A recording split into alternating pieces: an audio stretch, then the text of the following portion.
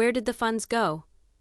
Over the years, Sister Wives viewers have seen the Brown clan ride the whirlwind of plural marriage, large estates, and the roller coaster of an existence on reality television. But behind the cameras, behind the tears and family arguments, a money storm was brewing in silence. For Mary Brown, the quietest of the Brown wives, the breaking point did not come from an argument over housework or child-raising responsibilities. It arrived in the guise of a court document, one that would rock the family to its core and bring to light a tangled web of secrets well concealed in plain sight for several years. Sources who know the family claim the shared financial system, the much-touted family pot meant to cover all members' expenses equally, was far from equal. While fans were made to think all profits from TLC and affiliated business were pooled into one joint account, insiders now expose that Cody and Robyn each had private money streams, millions in total, kept separate from the other wives. Mary took her lawsuit, quietly filed months earlier, with the initial question of fairness: had she been deprived of her due share of revenue earned from decades of collaborative effort, emotional labor, and appearances on one of the network's top-rated reality shows? The response, it appeared, was a clear yes. The court-stunning bombshell was a deed, Mary Brown's deed, that revealed an astonishing amount of money diverted from the family accounts. The report, combined with sworn declarations from former production sources and forensic accountants, created a portrait of deliberate deception, hidden transfers, and preferential treatment that benefited Cody and Robyn and was done at the expense of Mary and the other original wives. This wasn't merely about numbers, it was about trust, betrayal, and profiteering from a family. The court documents describe wire transfers, coded budget allocations, and personal accounts that funneled millions directly to Cody and Robyn, funds that should have been part of the communal pool. By the time Mary's attorneys presented the evidence, the courtroom was silent. Each spreadsheet, each bank statement, each memo reported the same narrative: Cody and Robyn had used their position to accumulate wealth in secret, while outside of it presenting themselves as money-strapped and in solidarity. Now the court was tasked with addressing a question that would lay the groundwork for one of reality television legal history's most stunning judgments. How much of this hidden money did Mary and the other wives deserve, and what were the repercussions for Cody and Robyn? The answer would not only involve millions of dollars, but also the very reputation and legacy of the Brown family. As the judge reviewed Mary's deed, it became clear that this case was more than a legal dispute. It was a reckoning. As the court proceedings unfolded, the financial evidence began to paint a picture more dramatic than anyone outside the family could have imagined. The records Mary brought before the court weren't mere figures on a piece of paper. They were a blueprint of unseen riches, carefully chronicled by bookkeepers and insiders who had increasingly become troubled with Cody and Robyn's management of the family money. One of the most explosive pieces of evidence stunned everyone in court: a string of bank account statements revealing transfers of more than $3 million, all channeled through accounts that never appeared on the other wives' radar. The transfers spanned several years, carefully timed to coincide with family events, vacations, and renovations, essentially blending private gain with public appearances of generosity. Mary's attorneys walked the court through every transaction. They showed how money intended for household bills, property maintenance, and shared investments had been diverted into private accounts labeled under obscure business entities. These were funds the public never knew about, and even some of the family members didn't know existed. The whispers in the courtroom increased when an insider gave testimony about an upscale home renovation financed almost wholly by these hidden funds. While the other wives were instructed to pinch pennies, Cody and Robyn were basking in upgraded luxuries, designer decor, and even solo vacations, all charged against the family pot on paper, but in fact secretly paid out of their personal accounts. The weight of the evidence came home when forensic accountants gave a timeline of spending, matching the Browns' publicly disclosed finances with the secret transfers. The result was stark: nearly $3 million in unaccounted funds directly benefiting Cody and Robyn at the expense of Mary and the other wives. Mary's legal team then unveiled the pivotal deed, a document that confirmed her rightful claim to a portion of this money. The deed was not merely symbolic, it was legally binding, clearly outlining her financial stake in the family assets. This news shocked the courtroom and the media world. The judge leaned forward, his keen eyes scanning the evidence as the cameras flashed, and the room was filled with whispers. All the transfers, all the secret accounts, all the hidden expenses were now open for everyone to view. The scale of the alleged financial manipulation was staggering, and the court could no longer ignore the deliberate pattern of concealment and favoritism that had been meticulously laid out before them. By the end of the first day of hearings, the tension was palpable. Kody and Robyn sat side by side, expressions tight and unyielding, as Mary's attorneys painted a story of betrayal and deception. It wasn't about dollars and cents.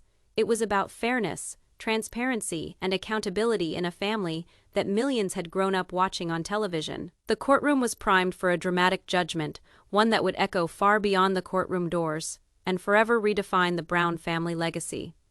The next morning, the atmosphere in the courtroom was at fever pitch. Every available seat was taken, cameras filmed, and the public gallery hummed with expectation. Kody and Robyn stepped in, their faces perfectly set, but the murmurings among the audience indicated a perception of doubt. Everyone was aware that Mary had prepared herself well, and the papers she had tabled the day before had already sparked discussions throughout social media. Kody's lawyers tried to subvert the narrative by raising questions about the validity of the evidence. They claimed the transfers were either misclassified business expenses or gifts that had been voluntarily allocated. Robyn added her statement, insisting that she had never intended to harm anyone financially, and that all actions had been transparent within her understanding of the family's finances. But the courtroom was not buying it. Mary's attorneys, skilled and relentless, anticipated every objection. They introduced emails, company memos, even taped conversations between Kody and Robyn, in which the two hatched strategies to keep certain transactions invisible. It became evident that this was no case of innocent confusion. This was a calculated attempt to conceal Mary and the other wives from the truth. A turning point, however, was reached when a witness, a former family accountant, testified. His words were devastating. He described the intricate web of accounts and how funds were rerouted to avoid scrutiny. He even revealed that some of the funds had been funneled into a high-interest investment account, deliberately misrepresented in financial reports to the rest of the family. Mary's attorneys didn't stop there. They highlighted instances where Kody and Robyn had used family money for personal luxuries, while instructing the other wives to maintain strict budgets. Expensive vacations, designer clothing, and upscale remodels, all clandestinely sponsored, were shown in contrast with the other wives' meager spending. The courtroom exploded with whispers after the judge looked over the timeline. The evidence was not only convincing, it was daunting. Any move made by Kody and Robyn to discredit was systematically refuted with irrefutable evidence. Even the defense's best lawyers struggled to clarify the inconsistencies, and frustration crept onto their faces. By mid-afternoon, the judge indicated a recess, leaving Kody and Robyn to confer with their lawyers. The mood was strained, and mutters of incredulity filled the air. Media outside had already begun reporting, fueling the story that this could turn out to be one of Sister Wives' most shocking decisions. The court returned, and the tension was palpable. Everyone was aware that the pending cross-examination of Kody and Robyn would be the turning point. Would they confess any wrongdoing, or would they continue denying and deflecting? The stage was set for explosive revelations that would shock not only the family but the millions of viewers who had followed their lives for years. The courtroom reconvened, and all eyes turned to Kody and Robyn as they took their seats. The judge, a stern presence with an unwavering gaze, called the proceedings to order. Mary's lead attorney rose slowly, her expression composed yet edged with determination. She went to Kody, her pace measured, her gaze fixed on his. "Kody Brown," she started, her tone firm, "you testified that all the family finances were handled openly. Is this true?" Kody shifted restlessly in his seat, his fingers drumming. "Yes, this is true," he said, though the tremble in his voice for a moment belied a measure of uncertainty. The lawyer did not hesitate. She held out a binder full of papers, each page carefully marked. "Then you can tell me why, on several occasions, money in excess of $3 million was deposited into accounts that had not been disclosed to Mary or the other wives." A stir swept through the courtroom. Kody's face hardened. "Those were business ventures," he replied, though his answer rang insincere and scripted. Mary's lawyer was not finished. She established the timeline of transactions, citing emails, signed receipts, and even memos in-house. that specifically mentioned these funds as personal expenses in disguise as family investments. Every bit of evidence seemed to pin Kody back against the wall. Then came the question that left the room in stunned silence. Isn't it true, Mr. Brown, that you deliberately withheld this information to keep control over the family's finances? Cody's eyes darted uneasily, and a sweat bead formed for the first time on his temple. He began to open his mouth to answer, but the words caught. The attorney permitted the silence to stand, allowing everyone in attendance to feel the full impact of the question. She then addressed Robyn. Miss Robyn Brown, you have been repeatedly saying that you are acting in the best interest of the family. However, there are records that show your direct participation in some transactions for only your own and Mr. Brown's benefit. Can you clarify this? Robyn's face reddened, and she looked at Kody as if asking for support. She stuttered. I thought everything we did was for the family. I didn't. The courtroom exploded in whispers. The judge held up his hand, calling for order. Miss Brown, you can proceed, but please be brief. Mary's lawyer seized on each hesitation, crafting the story artfully. Each pause, each misstep by Kody and Robyn added to the perception of calculated dishonesty. She had painted not only a picture of financial mismanagement, but of willful manipulation, a betrayal that extended beyond money to the trust and security of the whole family. As the cross-examination ensued, it became evident. The case was no longer about mere figures. It was about power, accountability, and the violation of familial trust. With each pointed question, the cracks in Kody and Robyn's defenses widened, and the courtroom sensed the inevitability building toward a shocking conclusion. The atmosphere in the courtroom grew heavier as the next piece of evidence was presented. Mary's attorney walked slowly to the evidence table, lifting a sealed folder for all to see. Your Honor, what you see before you are bank records, deeds to property and correspondence over the past 10 years, all of which clearly illustrate that Mr. and Mrs. Brown used family money for their own purposes. Cody's gaze flew to Robyn, a wordless gesture of fear. Robyn's fingers were bunched tightly in her lap.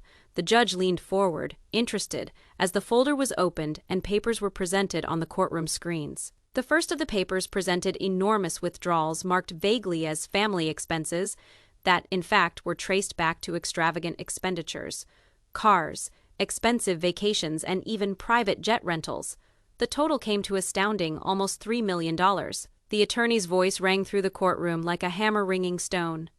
Let us be clear, these expenditures were neither approved by the family collectively nor disclosed to Miss Mary Brown. They were deliberate acts of financial secrecy intended to enrich only Mr. and Mrs. Brown at the expense of the family. Mary's expression remained composed but determined. She shifted slightly, her eyes never leaving Kody. There was no fury in her eyes, just the icy, unforgiving precision of a person who had been harmed and now wanted justice.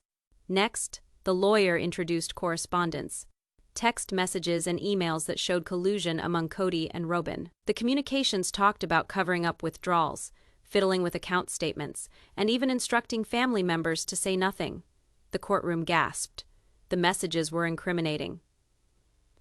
Your Honor, the lawyer went on, these messages are a clear sign of premeditated dishonesty. They reveal not just knowledge but intent. Mr. and Mrs. Brown colluded to deceive Miss Mary Brown and, consequently, the family trust. Kody tried to interrupt, but the judge quickly held up a hand. I will hear no interruptions. Let the record speak for itself. Robyn's lips were pressed into a thin line. The tightness of her shoulders hinted at the burden of the courtroom's gaze, ultimately catching up with her. Undefined, she had been holding up a false face of innocence, but the testimony left little to chance. As the lawyer went on, the story changed from mere financial misdeed to betrayal on a personal level. She explained how these moves impacted family relationships, strained marriages, and caused emotional and psychological trauma to Mary, adding that the fraud was not just financial but very personal. The courtroom leaned in. Undefined every phrase, every photo on the screen reinforced the increasing realization the Browns were not only careless, they were actively sabotaging the family. Undefined audience sensed the storm brewing, the day of reckoning looming, and the tension was electric. Kody cleared his throat, at last trying to defend himself. Your Honor, these claims are blown out of proportion. Some of these costs were for family outings and holidays. It was never my aim to mislead anyone, he spoke, his voice trembling a bit. Robyn nodded in confirmation, continuing. We were attempting to make the family happy. Any discrepancies were not on purpose. The judge's eyebrows shot up, evidently unimpressed. Not on purpose, she spoke curtly, Mr. Brown. You planned withdrawals of more than $3 million, hid them from the family, and faked communications to insulate yourself. How does someone accidentally do that kind of fraud? A whisper went through the courtroom. Cody shifted uncomfortably in his chair, not being able to look anyone in the eye. The weight of evidence was piling up, and for the first time ever the mask of control he had upheld started to fall apart. The prosecutor grabbed the opportunity. Your Honor, if it pleases the court, we have family accountants and experts testifying that they will establish the premeditated nature of the transactions. Every move was carefully orchestrated and executed.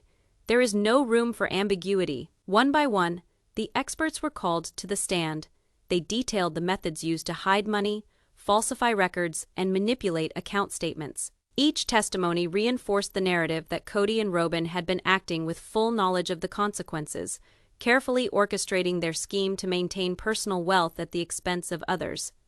Mary's face remained calm, but her eyes glimmered with vindication. She had spent years waiting for this moment, collecting the proof, creating a case so solid that even the Browns' finest defenses would be stretched to their absolute limit. As the witnesses testified, it became increasingly obvious that Cody's and Robyn's efforts to justify the discrepancies in finances were weak at best. Every argument was discredited, every assertion undermined by incontrovertible evidence. The courtroom listened as the story changed completely. The Browns were on their defense, their reputation at stake. The judge, a no-nonsense woman with an unyielding stare, spoke for the first time. It seems to this court that the evidence overwhelmingly points towards Miss Mary Brown's assertions. The conduct of Mr. and Mrs. Brown clearly indicates intent and premeditation in the theft of family money. Robyn's shoulders slumped a little. Cody's face was white, and panic was starting to creep in. Walls of deceit that they had constructed around themselves were crumbling brick by brick, leaving them vulnerable to the entire brunt of justice. The courtroom became quiet as the judge put on her glasses and turned directly to Cody and Robyn. On the basis of the evidence that has been brought before this court concludes that there are grounds enough to hold both of you financially responsible for the damages caused by your actions. The restitution amount is found to be $3 million. A group gasp filled the air. Cameras went off, taking shots of the shocked faces of Cody and Robyn. Giggles of disbelief circulated among the crowd. $3 million, an amount so mind-boggling it seemed unreal. Mary, sitting at the plaintiff's table, couldn't help but give a tiny, regulated smile. All those years of waiting, meticulous documentation, and unshakable determination had paid off. The battle had been lengthy and draining, but justice was finally winning. The judge went on, her tone level but authoritative. Both Mr. and Mrs. Brown are further ordered to pay the full amount within 6 months. Failure to do so will attract further penalties and personal assets seizure. Cody sat back in his chair, his thoughts racing. 6 months, he said to himself, almost as if trying to reassure himself that he still had time to play games. Robyn clutched his hand, her expression showing a fleeting glimmer of fear. For the first time, the gravity of their situation struck home. The lawyer representing Mary rose, waving a binder full of evidence. Your Honor, if I might add, these monies are essential in restoring the financial loss inflicted. The Browns' actions have repercussions of great breadth to all concerned. Immediate enforcement of this judgment is necessary, the judge nodded. Noted, the court expects full compliance. This case will be closely watched to see that restitution is made timely and in full. Outside the courthouse, media personnel flooded the area, waiting anxiously to grab all of the reactions. Reporters rushed to obtain quotes, and Twitter lit up with headlines. Sister wives shock, Browns owe $3 million, and Mary Brown's victory sends shockwaves through polygamous family. Inside, Cody sat in stunned silence, the weight of the ruling sinking in. Robyn's usual composure had cracked, revealing the vulnerability they had long hidden behind carefully curated public appearances. Their world, once built on secrecy and control, was now unraveling before the eyes of millions. Mary's team quietly gathered, their documents confident that the justice system had validated years of careful work. The courtroom drama had reached a pivotal point, and the ripple effects would soon reach far beyond the walls of that room. Just as the courtroom began to clear, a murmur spread among the spectators. One of Mary's lawyers approached the judge with an envelope marked confidential. The judge's eyebrows rose a fraction, as if showing curiosity. "Your Honor, new evidence has surfaced that can further clarify the degree of the Browns' financial mismanagement," the lawyer said. The envelope was opened, and documents were carefully put on the bench of the judge. Cody and Robyn looked nervously at each other. Cody's bravado had failed him. "What now?" he whispered to Robyn, a touch of fear creeping into his voice. Robyn clamped his hand but remained silent. The judge read the documents, her face impossible to read. She waited, then abruptly broke the silence. "These papers seem to indicate more discrepancies in the distribution of family funds. Mr. and Mrs. Brown, can you explain these newly introduced items?" Cody's mouth opened, but he was stuck for words. There's some context here, Your Honor," he began, but his voice lacked conviction. Robyn attempted to interject, but the judge held up a hand. "Mr. Brown, Mrs. Brown, the court requires clear and verifiable explanations. Anything less will be treated as a continuation of the pattern of negligence and misrepresentation observed throughout this case." Mary's eyes narrowed with quiet satisfaction. She had expected Cody's efforts to minimize the proof, and now, with these new exposures, the court had that much more justification for enforcing the judgment with no mercy. A court clerk presented the judge with another file, this one filled with financial reports for several years. The amounts were astounding. Secret transfers, mysterious withdrawals, and dubious investments spoke of intentional money manipulation. The courtroom was electric with tension. Reporters leaned in, seeing a story unfolding larger than anyone had imagined. Twitter users started hashtagging even before the hearing was over, reflecting the public's interest at every turn. Cody's hands shook minutely as he flipped through the papers. Robyn, normally calm, glanced aside, her lips clamped tightly together. The truth was unavoidable. The court had the ammunition it required to collect on the $3 million judgment, and now the road to possible asset seizure was nearer than ever. Mary was unruffled, her expression firm and resolute. Each look, each whisper, each agitated fidget from Cody and Robyn seemed only to heighten the feeling that justice at long last was being dispensed. The judge leaned back in her chair, her tone cutting through the tension. "With the new evidence, the court will uphold its decision and watch closely for compliance. Any attempt to escape responsibility will be dealt with by swift legal recourse." Cody's universe had already started disintegrating. The public show was only getting bigger, and there was no room left for denial or stalling. The Browns' next move was set to transpire, and the repercussions were set to be explosive. As the judge's words hung in the courtroom, Cody and Robyn's legal team rushed to reorganize. They huddled frantically, rustling papers and shooting worried glances into the crowd. Each passing moment was an eternity. "Cody, we have to act now before they act on the $3 million, Robyn whispered urgently, her voice trembling with terror. Cody pushed a hand through his hair, tension in his face betraying the calm he attempted to maintain. Mary sat silently, watching the drama play out. She had expected their desperation.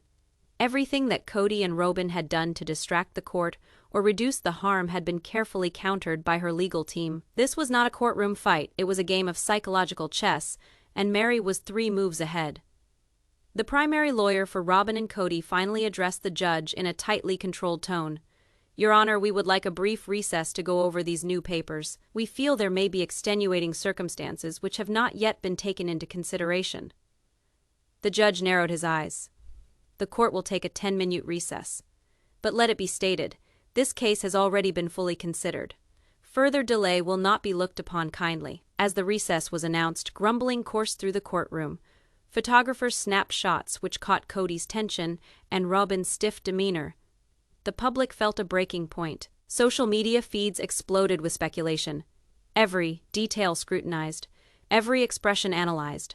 Outside the courtroom, supporters of Mary gathered, sharing updates and expressing outrage at the Browns' actions. A narrative was shaping quickly. Cody and Robyn were being held accountable, and the story of financial mismanagement had captured the nation. Inside, Cody and Robyn huddled with their team, desperation creeping into every word. "We need a new angle," Cody said. "We can't let Mary win outright. Something must be left to use." Robyn shook her head. "There is nothing more. The papers are incriminating. All the excuses we've attempted have been unsuccessful." In the courtroom, Mary's attorneys worked up a brief summation to make when the recess was over. All of the facts, all of the financial transfers, and all of Cody and Robyn's miscalculations had been recorded. They were ready to leave no room for ambiguity. When the judge returned, the tension was palpable. The gallery leaned forward, awaiting the next move. The moment of truth had arrived, and Cody and Robyn's attempt to regain control of the narrative would determine the next phase of this high-stakes drama. Mary's calm, unwavering presence contrasted sharply with the Browns' disarray. It was clear who had the upper hand, and the audience could sense that justice was inching closer to fulfillment. As the courtroom reconvened, the tension was almost tangible. Cody and Robyn returned to their seats, their expressions masks of forced composure. They knew the court's patience was thinning, and every eye in the room seemed to pierce right through them. Mary's lead attorney stood confidently, holding a stack of documents. "Your Honor, we'd like to present a comprehensive overview of the financial discrepancies, highlighting the precise ways in which the defendants mismanaged funds and breached their fiduciary responsibilities." The judge nodded, signaling permission to proceed. A hush fell over the room. Reporters leaned in, cameras poised. This was the moment everyone in the court and audience had been waiting for. "Exhibit A," the lawyer went on, pushing a thick file across the table, "unequivocally indicates the money transfer from the family account to personal business with no authorization whatsoever. The evidence proves multiple attempts to cover up these moves, in flagrant disregard of repeated warnings and documented correspondence." Cody's jaw clamped together. He whispered to Robyn, "They're stacking it up too systematically. There is no way we can dispute this." Robyn's hand shook with her clenched notes. Their supporting narrative accusations of miscommunication, inadvertent errors was disintegrating. Each file handed up gave more credence to Mary's case, and there was hardly any room for denials or excuses. The judge flipped through the folder with a keen eye, going through pages with care. "It seems that the evidence is diligent and convincing," the judge said, voice soft but authoritative. "The court recognizes the efforts the defendants have made to mask these transactions, which makes the situation even more heinous." Mary sat quietly, self-contained, her folded hands in her lap. There was a fleeting smile on her face, not of victory, but of quiet vindication. She had suffered decades of mismanagement, manipulation, and emotional stress. And now the scales of justice were poised to finally swing in her direction. Cody cleared his throat, trying to regain command. "Your Honor, we respectfully ask that financial obligations be reconsidered or mitigated, taking into account the complexities of the family dynamics and previous contribution by the defendants." The judge held up a hand, commanding silence. "The court has weighed these arguments and finds them unconvincing. Undefiniteness, the financial evidence is clear on liability, and the defendants ought to be held to account." A murmur passed through the gallery. The reality of the ruling was dawning. The Cody and Robyns, who had long held a position of authority and control, were being held accountable by law and publicly. The courtroom mood changed. The dynamics of power had shifted, and the story that previously had been dictated by Cody's assertions of innocence now rested solidly in the hands of Mary. Undefined justice, it seemed, was no longer a question. It was inevitable. The judge leaned forward, eyes unflinching. "Upon considering all the evidence, testimonies, and financial statements, the court finds Cody Brown and Robyn Brown collectively responsible for financial mismanagement and breach of trust. The defendants are instructed to pay Mary Brown a sum of $3 million. The courtroom fell into stunned silence. The words hung there, heavy with reality. $3 million. A sum so huge, so exact, that even the family members used to knowing about their finances felt the enormity of the decision. Cody stiffened.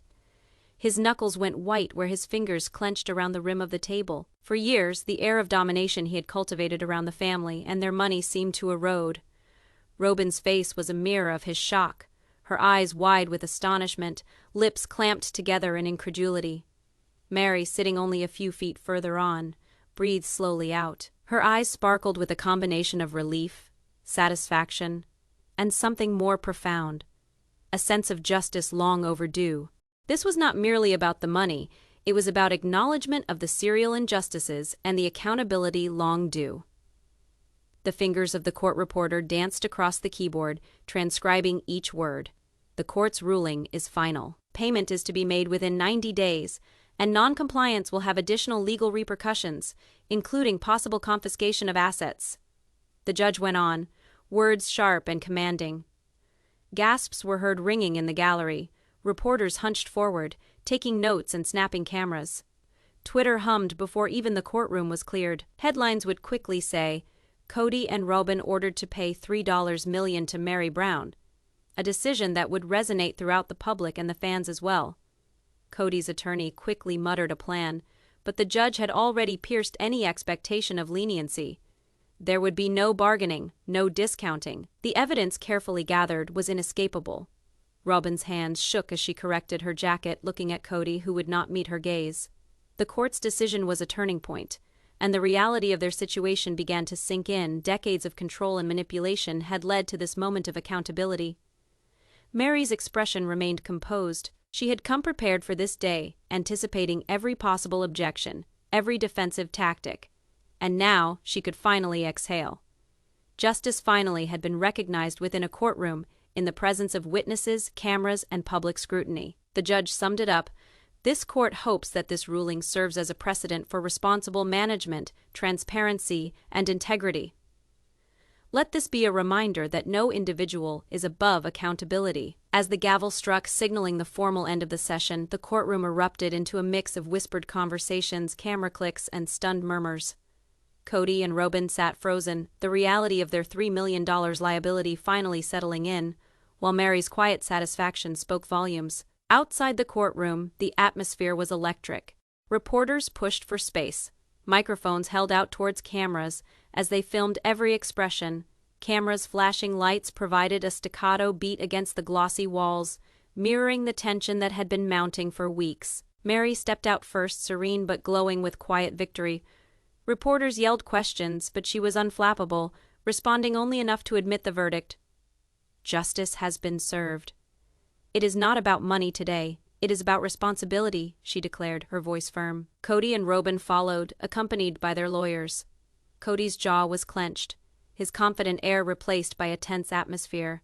Robyn held onto her handbag, her eyes shooting towards the cameras, evading public gaze. Questions rained upon them. What do you have to say about the verdict? Will you reimburse the $3 million? Yet their replies were carefully measured, rehearsed almost hollow. Fans and onlookers gathered, divided in opinion. Some cheered Mary's victory, expressing years of frustration over the Browns' financial entanglements. Others whispered sympathy for Cody and Robyn, emphasizing the complexity of family and finances. The crowd was a reflection of the broader public debate. Loyalty, skepticism, and fascination intertwined. Social media exploded within minutes. Clips of the courtroom, Mary's calm composure, and Cody's stunned reaction went viral. Hashtags like #MaryWins, #SisterWivesCourt, and #BrownFamilyDrama trended across platforms. Memes and commentary flooded feeds, each post dissecting every expression, every word, every detail captured during the hearing. Inside the family, reactions were just as intense. Janelle and Christine, longtime critics of Cody and Robyn's management, expressed relief and cautious satisfaction. Text messages and private chat also showed a blend of vindication and guarded optimism. Finally, the truth is recognized, one said. In the meantime, Cody and Robyn encountered instant practical hurdles. The court had ordered payment within 90 days, and assets were being inventoried for possible seizure. Advisors were in a rush to value homes, bank accounts, and investments. The formerly solid financial ground that Cody had established now hung precariously in the balance. A harsh reminder of the effects of mismanagement. 7-day-a-week Sister Wives fans were glued to their screens. The tale wasn't merely entertainment. It was a tale of betrayal, justice, and accountability. Comment pages full of speculation over how the Browns' relationships would change in the aftermath of this decision. Would Cody recover financially? Could Robyn mend her public reputation? And how would Mary use her new leverage within the family structure? In the evening, the media reports kept coming. Cable stations replayed footage from the courtroom, analyzing responses and reenacting the judge's conclusion. Podcasts discussed every aspect of the case, and online bulletin boards were filled with theories, analysis, and prognostications. Something was certain. Mary Brown's deed had not only stunned the court, it had created shockwaves within fans, family, and the media as well. The days after the decision were a whirlwind of tension and confrontation within the Brown family. Private chats, once reserved and courteous, had turned into blunt discussions and whispered disputes. Cody's irritation was apparent in every encounter.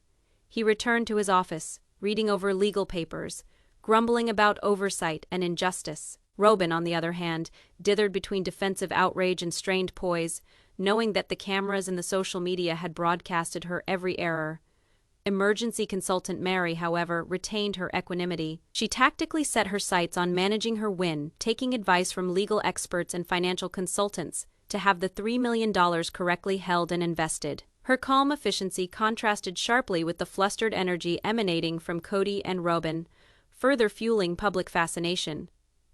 Tensions escalated when Janelle and Christine confronted Cody privately. The conversation was intense, but civil. "You've got to take responsibility," Christine stated firmly, her tone leaving no room for debate. "This isn't just about money, it's about trust, Cody. You've lost that," Janelle added. "We've been patient for years. Now the court has substantiated it. You need to behave with integrity, or the rest collapses." At home, the mood was as tense. Extended family members and children felt the brunt of the ruling. Some professed loyalty to Cody, uncertain how to balance his leadership with the court's decision. Others surreptitiously took Mary's side, anticipating a long-awaited reckoning. Evening discussions were sparse, strained pauses punctuated by the occasional comment on fairness, accountability, and family inheritance. The media spotlight grew brighter as sources within leaked more information regarding the court hearing. Economists scrutinized all of the assets, speculating which real estate could be sold first to satisfy the $3 million obligation. Legal pundits predicted appeals, debating whether or not Cody and Robyn would appeal the ruling or if it was final and binding. With every revelation, with every breakdown that was debated on social media, trending, hashtags, and YouTube forums, the tale continued to unfold round the clock. In closed-door sessions, Cody and Robyn made plans. Advisors recommended the sale of assets, short-term moves, and possible sources of income in order to pay the court. Mandated settlements. Robyn's public outings were staged, aimed at conveying strength while steering away from growing fiscal pressures. Cody, however, struggled to regain composure, often seen pacing, reviewing documents, and conferring with lawyers in hurried, tense meetings. Mary's supporters, both in the family and online, celebrated her poise and strategic acumen. Social media buzzed with praise for her courage and determination. "Finally, someone holds them accountable," one comment read. Others were amazed that Mary had weathered years of tension and financial mismanagement to gain a decisive court victory. Even as the dust began to settle, one thing was certain: the $3 million verdict had irreparably changed the family dynamic. The relationships were broken, trust had been eroded, and public opinion had shifted irretrievably. What had begun as a courtroom fight had become a turning point in the saga of the Brown family, a moment that would be dissected, debated, and recalled for years to come. The last chapter in this court drama was played out in dramatic detail. The effect of the ruling resonated far from the courtroom to every aspect of the Brown family's lives, and the reality of sister wives, Cody and Robyn, compelled to uphold the $3 million judgment, started selling assets. Vacation homes, luxury vehicles, and personal items were placed in the firing line. Each sale recorded with painstaking attention to meet the court. Each sale, each public outing, was scrutinized by fans, detractors, and the media, ratcheting the tension. Public reaction was instantaneous and intense. Social media erupted with commentary, some defending Cody and Robyn, citing years of family pressures, while a larger portion celebrated Mary's victory, framing it as a triumph of accountability over privilege. Hashtags like #MaryWins and #BrownFamilyCourt dominated trending pages. YouTube channels and fan forums dissected every moment of the ruling, analyzing courtroom footage, financial disclosures, and legal filings, keeping the story alive for weeks. The family itself was irreversibly altered. Discussions once carefree now bore a burden of restraint. Cody's power was eroded, Robyn's sway abridged, and Mary became a figure of respect and strategic genius. Janelle and Christine, who had been advocating for the process from the background, gained a newfound sense of vindication, as the court had validated what they suspected all along: fairness and accountability could triumph.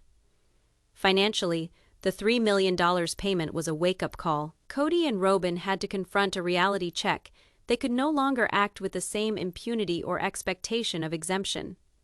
Budgets were tightened, investments reviewed, and future financial strategy readjusted to meet the court's decree. Even the kids experienced the change, seeing firsthand the price of unbridled behavior and unmanaged wealth. Mary, however, utilized the opportunity to establish herself firmly. She showcased that strategic thinking, composed demeanor, and adherence to justice could prevail over decades of manipulation and financial errors. Interviews and media spots accentuated her skill in handling both the emotional as well as legal intricacies of the case, establishing herself as a pivotal player in the emerging family drama.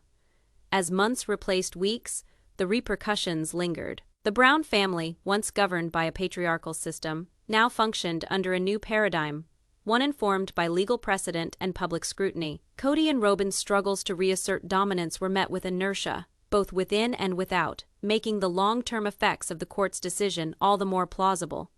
In the end, Mary's deed did more than secure a monetary victory. It reshaped the power structure, altered public perception, and established a precedent for responsibility within a family once defined by secrecy and mismanagement. The courtroom drama had ended, but its effects, financial, emotional, and social, would be felt for years. The drama of the $3 million judgment was a turning point in Sister Wives history, a tale of strength, justice, and the inescapable truth that occasionally one single act of defiance can alter everything.